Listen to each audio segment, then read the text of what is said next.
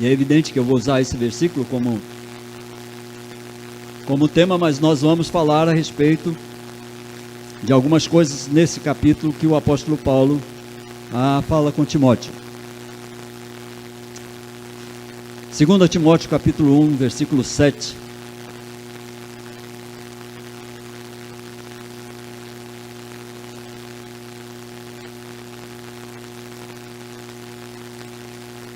A palavra do Senhor diz assim, 2 Timóteo, capítulo 1, versículo 7 apenas, a palavra do Senhor diz assim: porque Deus não nos tem dado espírito de covardia, mas de poder, de amor e de moderação. Porque Deus não nos tem dado espírito de covardia, mas de poder, de amor e de moderação. Palavras fortes do apóstolo Paulo que a gente podia transferir para nós hoje, não é? Quem não tem medo? A gente sabe que o medo faz parte da vida do homem e começou bem cedo, o medo começou cedo. Logo depois do pecado, o homem e a mulher tiveram medo da presença do Senhor e nós continuamos crescendo e o medo foi fazendo parte da nossa humanidade. O medo acabou fazendo parte da nossa humanidade, embora seja algo que a palavra de Deus diz que a gente precisa lutar contra, o medo às vezes nos assalta.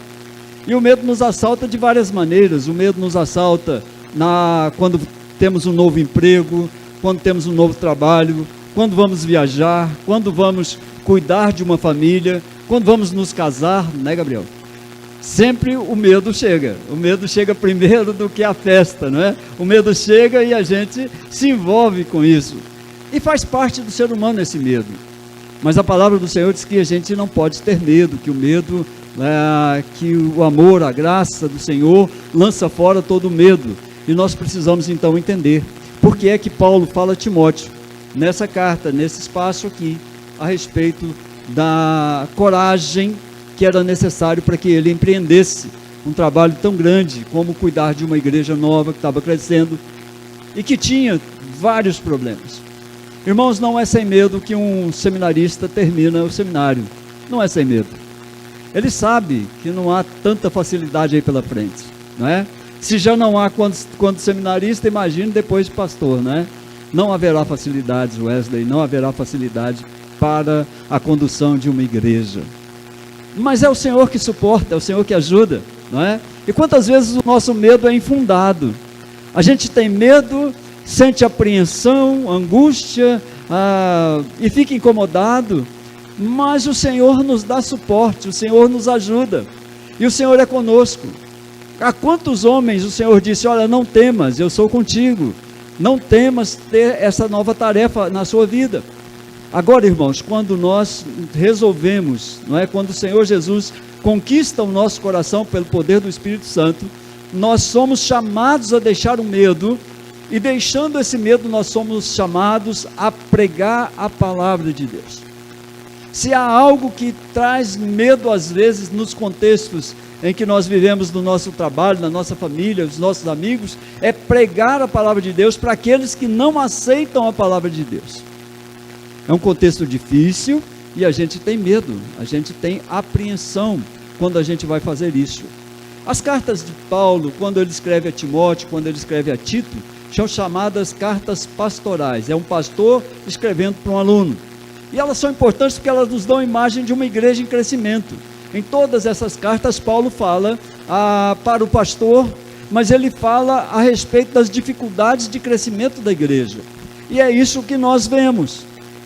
Fala sobre as dificuldades, os desafios, sobre o futuro daquela igreja, e mostra a igreja como uma pequena ilha no meio de um mar de paganismo. A igreja do Senhor Jesus é uma igreja que nasceu e que cresce num mar de paganismo. É um pequeno órgão, uma pequena porção de gente que enfrenta um mar revolto contrário à sua fé. E não tenham dúvidas nenhuma, o mundo rejeita a nossa fé. E a gente tem visto isso aí aos montes, não é? Pessoas que rejeitam a fé que nós apresentamos a eles. Isso causa medo, isso causa dificuldade. Em 1 Timóteo, capítulo 3, versículo 15, Paulo destaca o fim dessas cartas. Ele diz assim, olha, são dirigidas a Timóteo para que, se eu tardar, fique ciente de como se deve proceder na casa de Deus, que é a igreja do Deus vivo, coluna e baluarte da verdade. É isso que Paulo está dizendo a Timóteo. Se eu demorar, fique sabendo como se deve comportar, como se deve proceder na casa de Deus. Como é que esse povo precisa ser dirigido, como é que esse povo precisa viver e o que você deve fazer. Referem-se sempre à organização da igreja, do rebanho de Deus. Dizem como os homens devem comportar-se nessa comunidade de Deus. Instrui a respeito de como administrar, como devem ser os líderes, pastores, como enfrentar as ameaças que põem em perigo a pureza da fé, da vida cristã. E Paulo escreve essas cartas ainda preso em Roma. Ele está preso, irmãos. Ele teve a coragem de enfrentar o status quo. Ele teve coragem de enfrentar situações difíceis e complicadas para pregar a palavra de Deus, e agora ele está preso. E preso ele escreve para Timóteo: não tenha medo, vá em frente. Aqueles irmãos que faziam parte dessa igreja estavam muito próximos de regredir, de voltar a ter uma vida pagã, porque havia muita influência maléfica ao redor daquela igreja. Quando Paulo escreve essa carta a Timóteo, algumas heresias estavam rondando a igreja. E aí a gente precisa ver se essas heresias cessaram, não é? Ou se elas continuam ainda rondando a igreja do Senhor. Havia um intelectualismo muito especulativo. Esse intelectualismo questionava os envolvidos, que deliravam a respeito de questões que tinham a ver com questões insensatas. 1 Timóteo capítulo 1 vai falar a respeito dessas questões. Havia muitos intelectuais na igreja e fora da igreja que questionavam a fé, que questionavam a ressurreição, que questionavam pontos básicos da nossa fé cristã. E Paulo escreve informando aos irmãos que eles iam enfrentar essas situações. Havia uma vaidade muito grande. O herege vaidoso, irmãos, apesar de que na realidade ele não sabe nada, ele acredita que ele está acima do povo. Os intelectuais acreditam que estão acima da média do povo de Deus. Alguns intelectuais vaidosos naquela igreja acreditavam que a salvação total estava fora do alcance do homem comum, mas para eles estava garantida a salvação. Eles tentavam estabelecer leis com respeito a comidas, esquecendo que tudo que Deus criou é bom. Os hereges invadiam casas, induziam a mulheres fracas, insensatas, à concupiscência, aos desejos carnais, negavam a ressurreição do corpo, e Paulo estava em luta com esse tipo de povo, que agora nós, igreja do Senhor Jesus, estamos em luta. Irmãos, não é fácil colocar a nossa fé à frente e lutar por ela, sem sentir um pouco de medo, de apreensão com o que vai acontecer. E muitas pessoas desistem, inclusive da fé cristã, inclusive de participar da igreja, porque aparecem muitas dessas heresias e dessas situações que tiram deles a coragem de prosseguir. Isso acontece muito quando a família não aceita, quando o jovem cristão se converte, e tudo isso aparece, e a gente vê situações complicadas para enfrentar, e o medo às vezes toma conta do coração. Ainda havia no começo dessas igrejas o começo do gnosticismo, que afirmava que o espírito é bom, mas a matéria não serve para nada, então você pode tudo, tranquilamente, porque só o espírito é bom, só o espírito vai para o céu. Você pode acabar com o seu corpo, com a matéria, fazendo o que você quiser. E a gente ainda vê muitas opiniões ainda, irmãos. A gente recebe aí alguns posts aí, que a gente vê que realmente são pessoas que estão destituídas da fé. Não tem um pingo de fé. Não creem no Senhor Jesus. Não o querem como Salvador. Não aceitam a salvação. Acreditam que tudo vai acabar aqui e que tudo deve ser feito aqui. Então, quando a igreja começa a resistir, ela enfrenta a oposição. E a igreja enfrentou oposições muito complicadas para a vida dela. A igreja, no tempo a Era das Trevas, a igreja quase foi dizimada e tinha medo de confessar sua fé. Ela tinha que se reunir nas catacumbas em Roma, em alguns lugares escondidos, porque era complicado apresentar-se como aquele que crê no Senhor Jesus. Primeiro capítulo dessa carta, Paulo afirma a sua percepção e fala a respeito do seu apostolado. Paulo acreditava que o seu apostolado era uma honra, ele tinha sido escolhido pela vontade de Deus, e todo cristão precisa acreditar e considerar-se como escolhido de Deus. Irmãos, a gente não pode ter medo da nossa fé e nem de enfrentar as opiniões contrárias à nossa fé, porque nós precisamos entender que nós fomos escolhidos por Deus. Você é uma pessoa escolhida por Deus para professar a fé no seu Salvador e Senhor. Paulo acreditava que o ato dele trabalhar para Jesus era uma responsabilidade. O mundo não quer responsabilidade, queridos. O mundo não quer responsabilidade. E muitos cristãos não têm essa responsabilidade de testemunhar da sua fé. Deus escolheu porque queria fazer algo com ele. Todo cristão, nenhum cristão é escolhido para viver para si mesmo.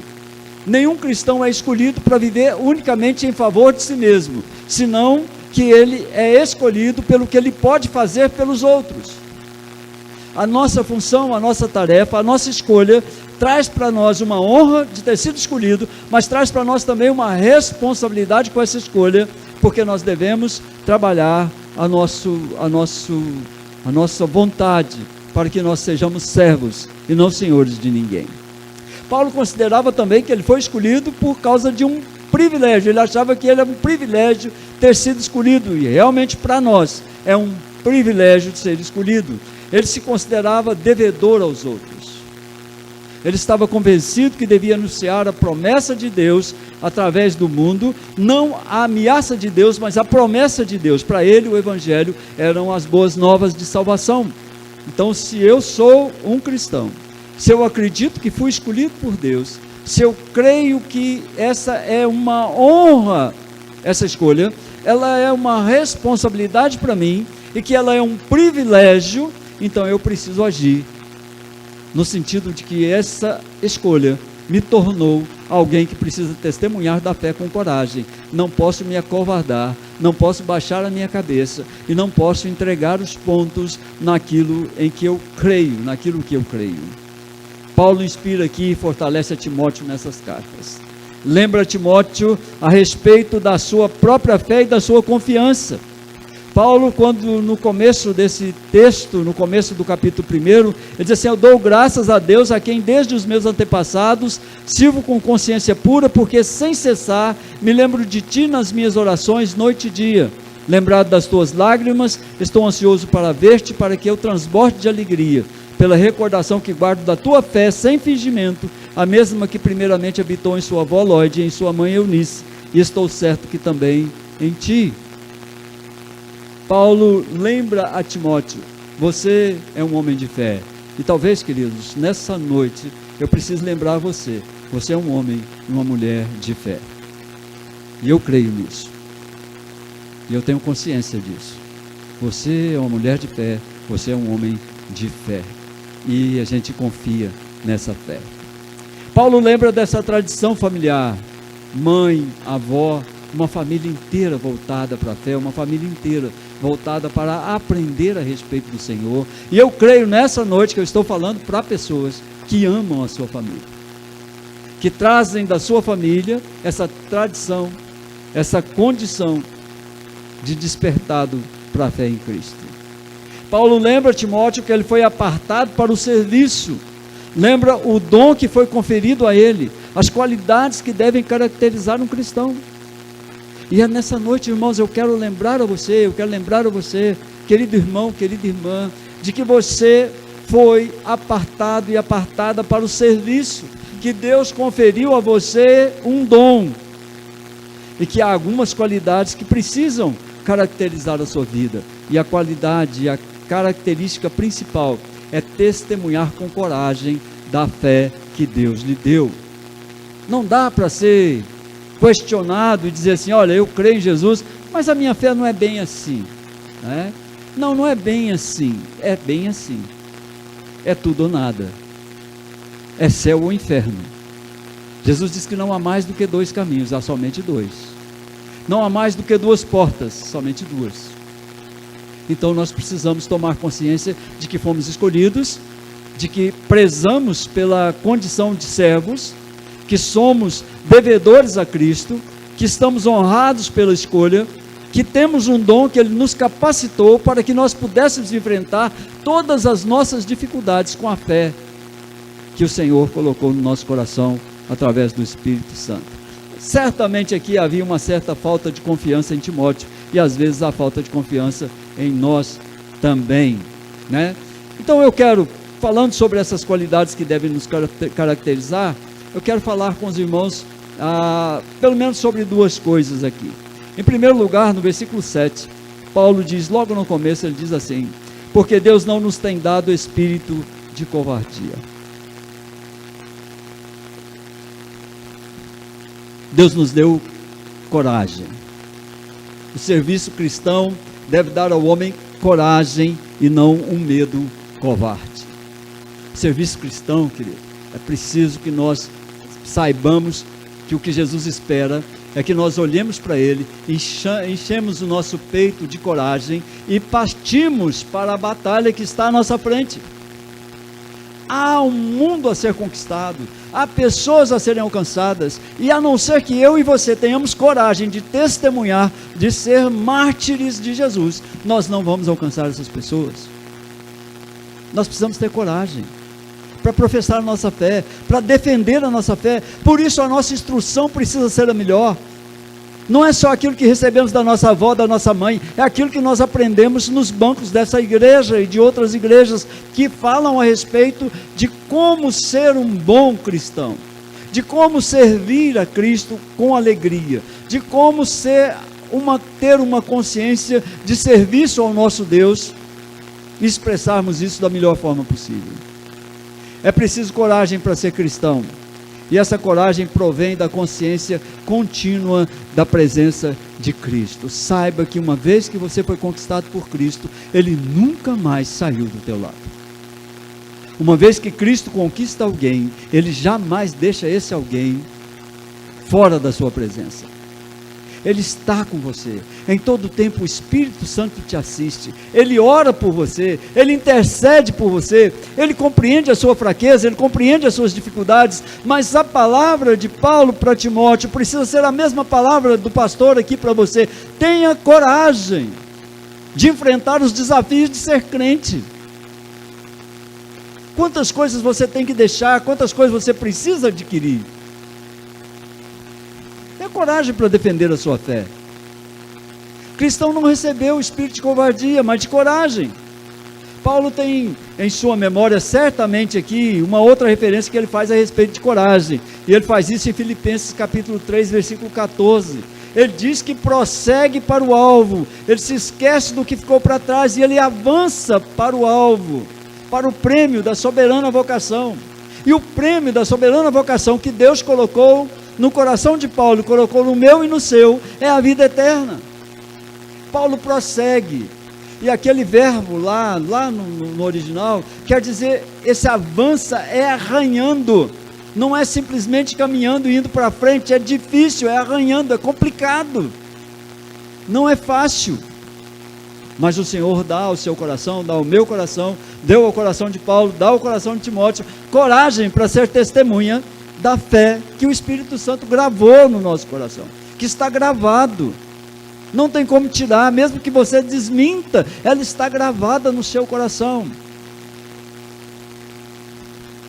e você precisa, como Paulo, esquecer aquilo que fica para trás, esquecer os desafios, esquecer as afrontas, deixar de perceber tanta coisinha, tanta bobagem, que às vezes a gente tem, e que a gente conserva, e que a gente acha importante, mas que Jesus disse, isso não tem importância nenhuma.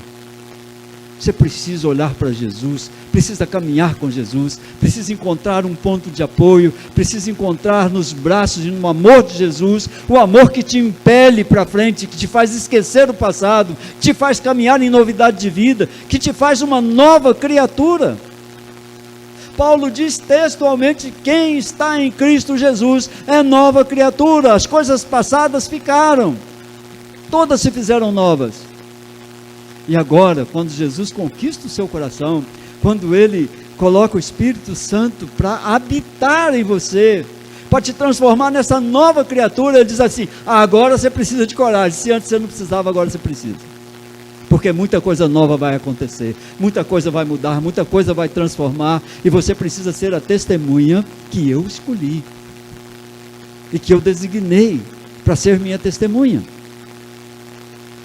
A Bíblia está repleta de expressões assim: não temas, eu sou contigo, não temas, vai em frente, eu estou contigo, não temas.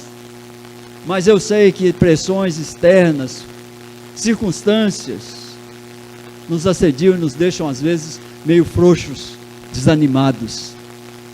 Eu não sei você, mas quantas vezes algumas pessoas dizem assim: estou desanimado, quero mais não. Quantas pressões externas vêm para nos tirar a coragem de testemunhar do Senhor?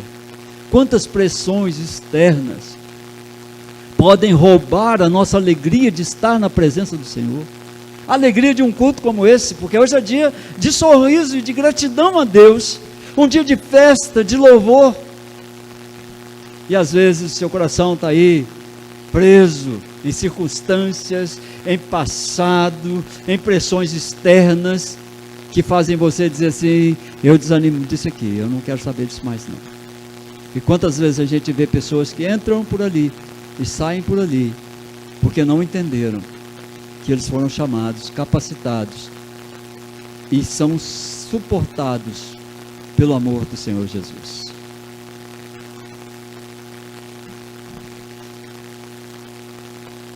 Eu prossigo para o alvo, diz Paulo, e agora Timóteo, sem medo, você não recebeu o espírito de covardia, você recebeu o espírito de coragem para enfrentar os desafios de professar uma fé no Senhor Salvador, que morreu na cruz, mas que venceu a batalha.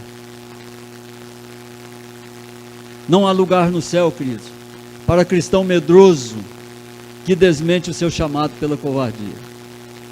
Você precisa conhecer bem o Evangelho, para você saber, como diz o meu querido presbítero Marcos, em quem você crê, como você crê, por que você crê.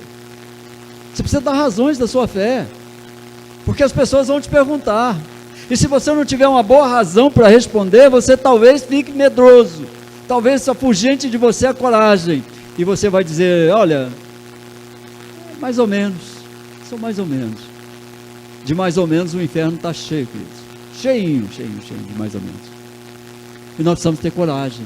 E Paulo desafiava aqui a Timóteo: olha, você recebeu fé, você tem fé, você reacendeu a sua fé por causa da sua mãe, da sua avó que te ensinaram, porque você caminhou comigo, você é meu filho na fé, e você não pode de maneira alguma negar a fé que você recebeu. E eu digo a você e a mim, nós não podemos negar a fé que nós recebemos. Nós precisamos todos os dias nos lembrarmos de quem nós servimos, por que nós servimos, de a quem nós servimos, como nós vamos servi-lo, porque Ele quer ser servido da maneira dEle. E Ele chamou você como servo dEle, e capacitou você, deu um dom a você, para que você pudesse ser testemunha dEle, mártir escolhido por Ele. Havia certamente uma falta de muita, certamente aqui o Timóteo tinha uma certa falta de confiança, e eu sei que em muitos crentes tem uma grande falta de confiança de prosseguir sendo crente no Senhor Jesus. Paulo tinha consciência que a sua força vinha de Deus, a provisão vinha de Deus, a assistência em todas as coisas vinha de Deus. A igreja precisa aprender que toda a provisão e toda a força da igreja e toda a assistência que ela precisa vem de Deus. Queridos, ninguém pode se levantar e falar, eu sustento a igreja. Não, quem sustenta a igreja é o Senhor. Nós ajudamos a igreja a caminhar, nós colaboramos, nós fazemos a nossa parte, mas quem sustenta a igreja, quem faz provisão para a igreja, quem dá força à igreja é o Senhor. O cristão que não confia em Deus é medroso, e ele não entende que somente com Jesus na direção da sua vida, ele pode alcançar estabilidade e vitórias na sua vida. É só com Jesus, não há outra forma de alcançarmos vitória e estabilidade na nossa vida. Então Paulo diz a Timóteo, não te envergonhes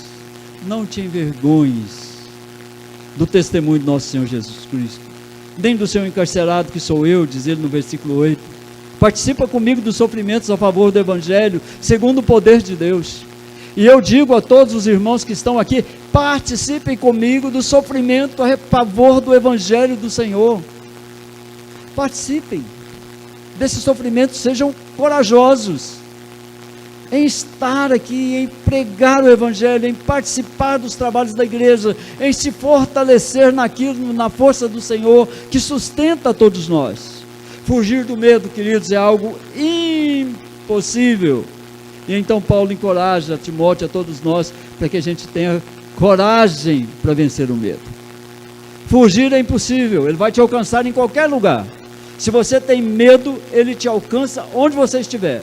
Você pode estar cercado por guardiões, você pode estar cercado por guarda-costas, você vai sentir medo da mesma forma. E se é impossível fugir de alguma coisa, o que você pode fazer? Lutar com ela.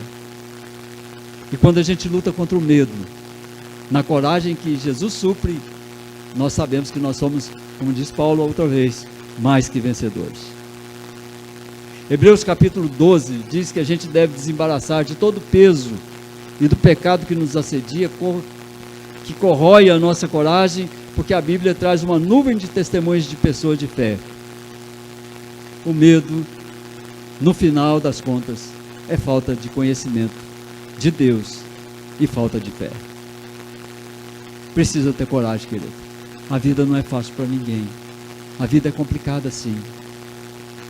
Nós envelhecemos, nós sofremos, nós perdemos os entes queridos, nós perdemos muitas coisas boas que gostamos da nossa vida. Mas a palavra de Deus diz que a gente alcança a perfeita, boa vontade de Deus através de esforço. O céu é ocupado através do esforço. Você não pode tomar o céu de assalto, mas se não for a força de Deus, que supre as suas deficiências e as minhas, você não alcança, você não chega lá. O céu é tomado por esforço, demanda esforço.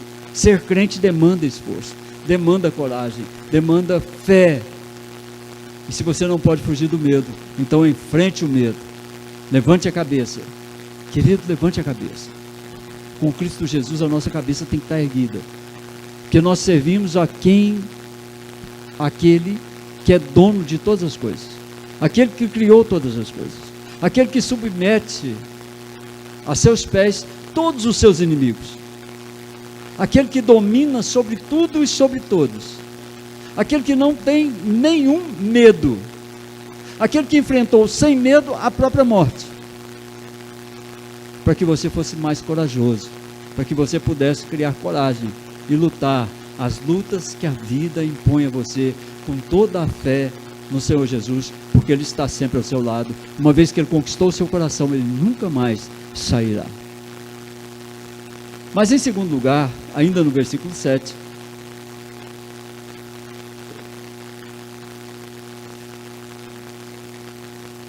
Paulo diz a Timóteo que Deus não tem dado espírito de covardia, mas tem dado espírito de poder, de amor e de moderação. Segundo lugar, quando eu olho para essa afirmação de Paulo, eu posso entender que Deus nos capacita para a vida e para a luta contra o mundo, a carne e o diabo. Deus nos capacita para a vida, Deus nos anima para viver e nos ajuda na luta contra o mundo, o diabo e a carne. Ele nos capacita com poder. O verdadeiro cristão tem o poder de fazer frente às coisas, de assumir tarefas cansativas, de erguer-se frente a uma situação difícil, de conservar a fé frente à tristeza que resseca a alma e a desilusão que às vezes fere o nosso coração. O cristão é caracteristicamente uma pessoa que pode confrontar o limite de todas as coisas sem desmaiar o seu coração e a sua alma. O cristão pode fazer isso. As outras pessoas não dão conta, mas o cristão dá. O cristão é forte. O cristão tem em si mesmo a força do Espírito Santo. Você pode sim fazer frente às dificuldades da sua vida. Você pode erguer-se diante de uma situação difícil. Você pode conservar a fé frente à tristeza que às vezes atrapalha a sua alma, que resseca a sua alma, a desilusão que às vezes você sente. Você pode fazer isso porque você é capacitado com o poder que vem de Deus, com o poder de Cristo Jesus. Você nunca pode duvidar disso, senão você cai diante dessas circunstâncias da sua vida. Atos capítulo 1, versículo 8, Jesus diz aos cristãos que eles receberiam poder ao vir sobre eles o Espírito Santo, para que eles pudessem ser testemunhas. E eu já falei aqui, o Wesley também já falou, que testemunha lá nos originais da palavra de Deus significa mártir. Você recebeu poder para ser mártir. É interessante às vezes a gente pensar, bom, mas Jesus podia me dar um outro poder, não é? Para que eu fosse não mártir, não precisasse sofrer, mas Ele te deu poder para você vencer o sofrimento, para você vencer as suas lutas, para você olhar para frente. Paulo diz a Timóteo que ele recebeu amor. Ele diz assim, olha, Deus tem dado o espírito de poder, de amor e de moderação. O amor, Paulo está falando a respeito dos irmãos. Timóteo tinha uma igreja difícil nas suas mãos. Paulo está dizendo a ele, você recebeu o poder de amar. O cristão recebe de Jesus o poder de amar. O cristão que não entende o amor de Deus por ele é incapaz de amar. Nós só amamos porque Deus nos amou primeiro, diz a palavra de Deus. O Senhor nos amou de tal forma que Ele deu o seu Filho unigênito para que todo aquele que nele cresce não morresse em vão, mas tivesse a vida eterna. Nós recebemos o amor e nós devemos amar os nossos irmãos, amar a congregação do povo de Deus, o povo de Cristo, onde nós fomos inseridos. É este amor, queridos, que nos define. É por causa desse amor que nós somos perseguidos. É por causa desse amor que a igreja foi perseguida. É porque ela recebeu o poder de amar que a igreja transformou a vida. Esse amor nos define, nos assegura que nós devemos amar tanto ao nosso povo que a gente nunca encontra uma tarefa pesada demais para servir o nosso povo. Não há tarefa pesada, querido, quando se trata de servir a igreja do Senhor. Você recebeu o poder de amar. Você pode amar a igreja do Senhor. A gente deve amar tanto a igreja do Senhor que nenhuma situação ameaçadora possa nos desanimar. Ninguém jamais teria que entrar no ministério cristão, na igreja de Cristo, a não ser que haja em seu coração um grande amor pelo povo de Deus. Algum tempo atrás, trabalhando numa igreja em grupo pequeno, a igreja de Campinas, como coordenador dos grupos, e eu que dava o treinamento a respeito de grupos pequenos na igreja de Campinas, eu dizia para os irmãos assim, muitos se apresentavam, eu quero ser líder de grupo, quero ser líder de grupo, quero ser líder de grupo, e a gente escolhia alguns, e aí eu dizia para ele, você ama o seu sofá? Se você ama muito o seu sofá, você está destituído da tarefa, porque o dia que você amar muito o seu sofá, você vai ficar muito triste, quando as crianças dos irmãos vierem pular em cima do seu sofá, sujar o seu sofá, isso vai acontecer. E se você ama muito o seu sofá, não se apresente para ser líder. Querido, se você ama demais a sua intimidade, a sua segurança, é difícil amar os irmãos. Você precisa recebê-los em casa, você precisa visitá-los, você precisa orar por eles, você precisa caminhar por eles, você precisa gostar dos filhos deles. Tarefa nossa. Não é só Timóteo, não é só Paulo, nem pastor Belmiro, é uma tarefa nossa. Nós precisamos amar os filhos dos nossos irmãos, nós precisamos caminhar com eles, nós precisamos olhar quando estão doentes, nós precisamos orar, dar uma palavra para eles de alegria, de conforto, de consolação.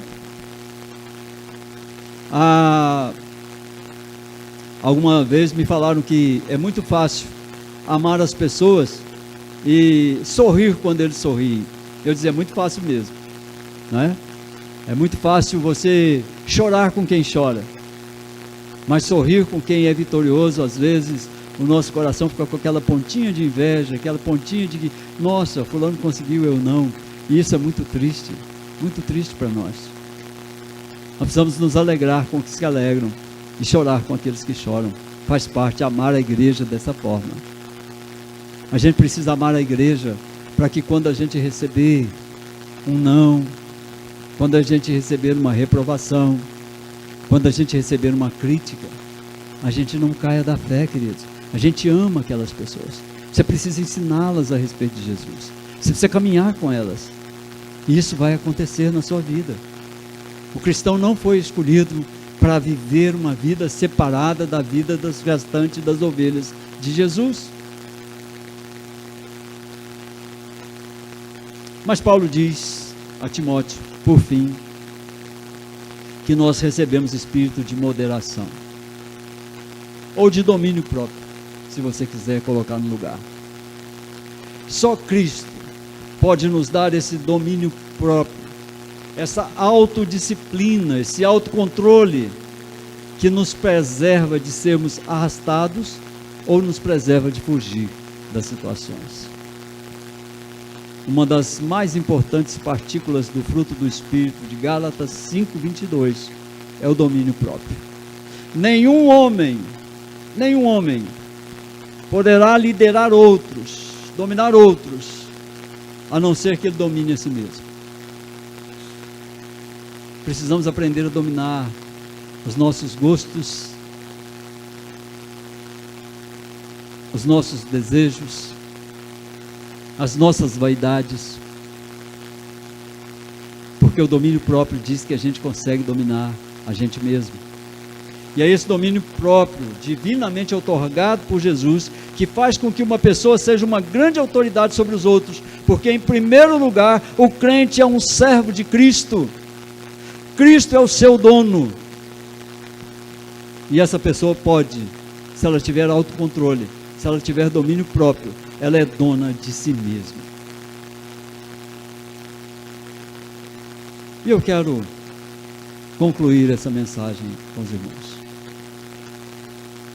Seja qual for a situação que o cristão se encontre, ele precisa lembrar que ele está inserido em uma sociedade que se caracteriza pela perversidade, pelo desamor, pela desimportância dada a Deus e pela desigualdade social. A sociedade da qual você faz parte é uma sociedade ímpia, é uma sociedade que se caracteriza pela perversidade. Ela não tem dó de você, ela não gosta de você, ela é caracterizada pelo desamor, ninguém ama ninguém.